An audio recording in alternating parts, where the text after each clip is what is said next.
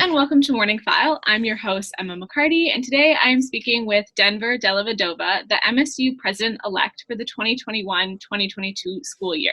So first off, congratulations. Thanks. Do you want to start off introducing yourself, giving a bit of background on who you are? Sure, yeah. So I'm Denver Della-Vedova. I'm a fourth-year life sci. I'm taking a minor in Enviro in Psych. I grew up in Longford Mills, Ontario, a small little town way up north by Aurelia, like 250 people. I play guitar. I'm big into music. Sort of played in a band before the pandemic, but that fell apart. And yeah, that's my spiel. Yeah, big into music. We'll have to get you involved with some stuff at CFMU. Get some music going. I would love that, actually. Yeah, for sure. So I guess maybe the big question then is, why did you decide to run for MSU President? So that's a great question. Couple questions. Firstly, I just like being involved, wanted to see how I could help and see change. And I think this is one of the biggest roles in which you can do that. I've been involved in other roles too, so I'm familiar with a lot of the MSU and inner workings, and I just gained a lot of knowledge on how I could help make change.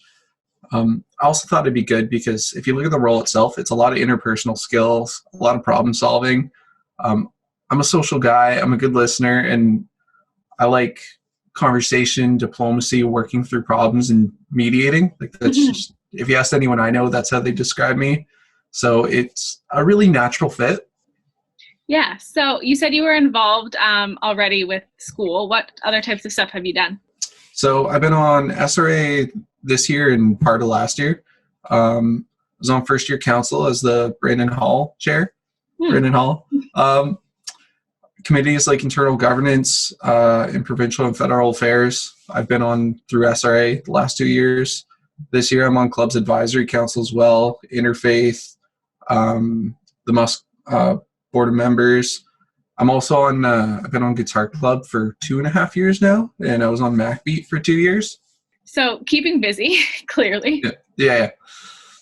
So there's a bit of controversy from students, given how you won, that it wasn't like a competition type of situation.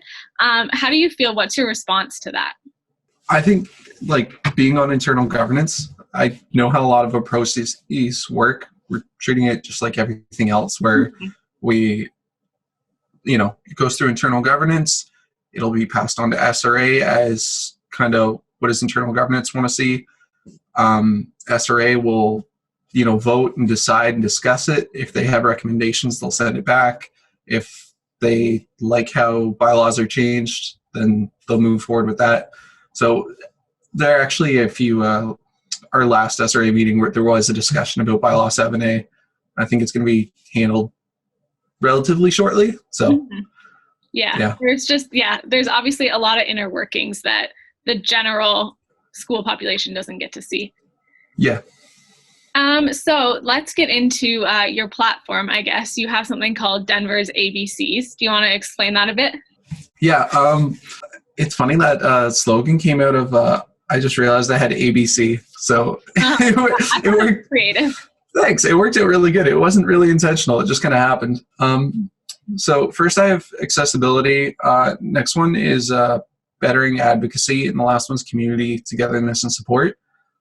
As for accessibility, it's got a couple subpoints under it. So the reintegration of campus. So how are we going to handle that with safety, housing? We're going to have a huge amount of students coming to campus at once that all aren't living here currently. So just getting a lot of people in for that, looking at, what the government guidelines are around safety moving forward when you have 30,000 people in one area. And then also want to tackle proctoring and online issues, because obviously that's a hot point among students. And one that's personally important to me, like they all are, but physical accessibility. I've worked the last 6 summers at a camp for children with cerebral palsy. Okay. So I've just seen a lot of accessibility issues, and it's something that I've always been passionate about. So I'd like to work kind of wherever I can and work with equity and inclusion on that. As for advocacy, ancillary fees, obviously, students aren't on campus but we want to provide as many services as we can. So trying to mitigate the costs as much as we can while still providing adequate service to students. I want to advocate on OSAP and financial aid, one, by really trying to educate students on that and how those processes work, just so that way they can best utilize them. And a lot of the advocacy on that front comes from students. As much as, you know, everybody would love student leaders to just handle it, we have to work together, right? Also, I want to advocate more for international students. I think representation, like GC this year is working on the task force. I'm actually joining that. So doing that, building a long-term advisory committee. I think a memorandum of understanding is kind of how we're going to move forward. So that's basically a document and an agreement between all the pertinent parties. And then I also wanted to put a international student seat on FIKE, just because we have students out of country, and that's, I think, one first-year perspective we don't hear a whole lot. Also wanted to focus on campus safety, because that's a big thing. So working on our climate census survey this year, trying to see what comes from that and get a good idea of kind of what we need, and also looking at other school models and seeing what they're doing right now, what's working, what's not working, you know, reaching out to other schools and getting that idea to have a better understanding. As well, I wanted to tackle mental health under advocacy, working towards, you know, wellness center improvements. I think there's It's okay. I think there's a couple things, like an online booking portal, I think would really help by just accessibility for students, and then also keeping them better using the wellness center's time, right? If you have open slots that students can just grab, it's a lot easier. Also, I think telehealth should continue, because that actually ties a lot into accessibility.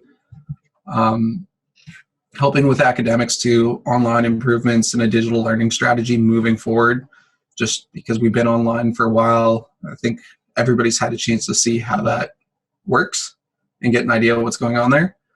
And then again, with the mental health, the Okanagan Mental Health Task Force is also another one. So working with that and trying to see the ways in which we can improve mental health around campus and in our community. Ooh, there's a lot of words.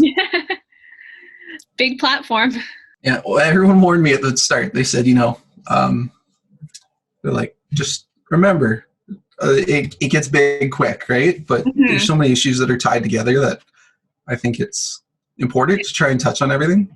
Yeah, for sure. Which brings me to the last one, community togetherness and support. Again, on that, I had mental health. It's broken up just because I think it's good to have more the togetherness and support aspect, where you have student insights, working with student groups, and then hopefully, if we're in person at all, having some events on campus that are more fun. Because I know that's been one complaint I've heard from like senior students and alumni is like, there used to be lots of fun events, right? And I think those do a lot for community building and just memory building and getting students together. So it'd be nice to have more of those types of events, right? Also working on Welcome Week restructuring, because we're going to have the class of 2024 and 2025 who have never been on campus. Okay. That's going to be a big, interesting. Yeah. I was a Welcome Week rep, like back when I was at Mac, and that's going to be good luck. Thank you. Yeah, it's going to be, I guess, you know, one could look at it as, the biggest Welcome Week ever, right? Yeah.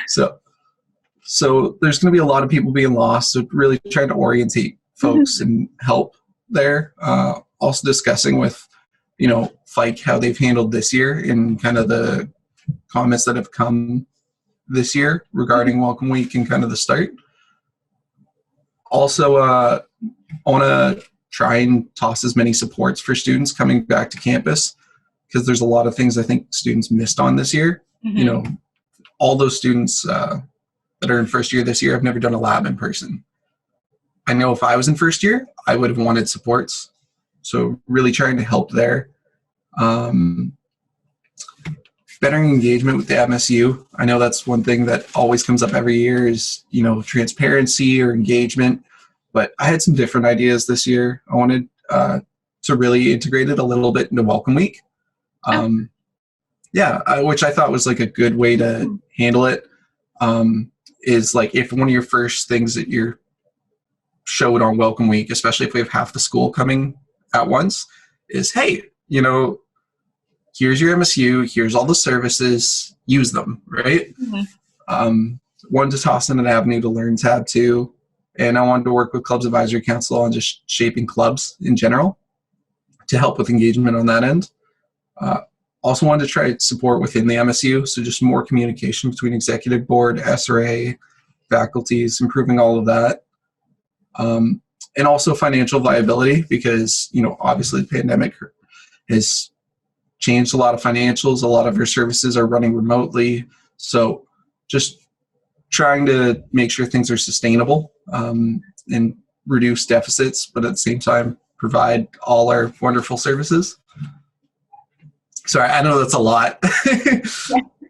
Yeah, it's a big platform, but it sounds like you've got lots of plans on how to actively make it happen, which is great. Thanks. Yeah, I have done my best. There's a lot of looking into it and a lot of meetings that you wouldn't realize. You know, every 2 sentences is a meeting. So, yeah. Yeah, lots goes into it for sure. So obviously that's your platform. What practices do you want to take maybe from GC's presidency and carry it over into yours? Honestly, as much as I can. I really, just as a student and SRA member, have looked up to GC and what he's doing and what he's done this year, how he's handled everything. So I think he has a lot of things that he has done really well, like the task force for international students, like want to carry that over. Just about anything that he's done this year, I think a lot of it has been for the betterment of the school.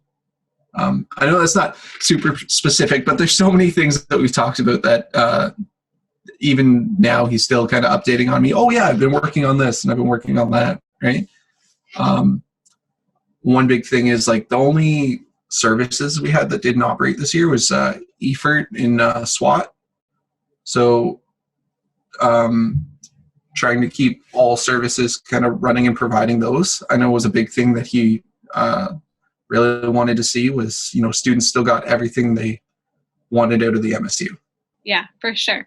So you've sat in on a few meetings now. I saw you, we had an MSU meeting earlier this week and you made an appearance. How do you feel so far about everything that you've done?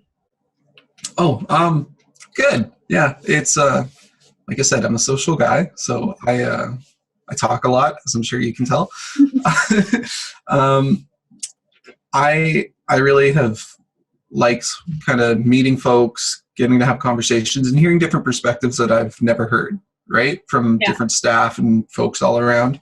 I'm really looking forward to collaborate in getting the insight of, you know, the people in the MSU that have 20 years experience, as well as, you know, every student, and kind of putting that all together and finding what are the best practices moving forward. If you mean for like how I feel personally, like excited, I'm a huge extrovert, and it's been a lot of sitting at home, you know, just with the roommates, or, you know, at home with the parents. So being on big calls, I get real excited. Yeah. Hopefully it can be in person soon enough. Yeah. Yeah. So I guess my last question then for you is what, if you could pick one thing, what are you most looking forward to in the coming year? Honestly, not being in school, if that makes sense.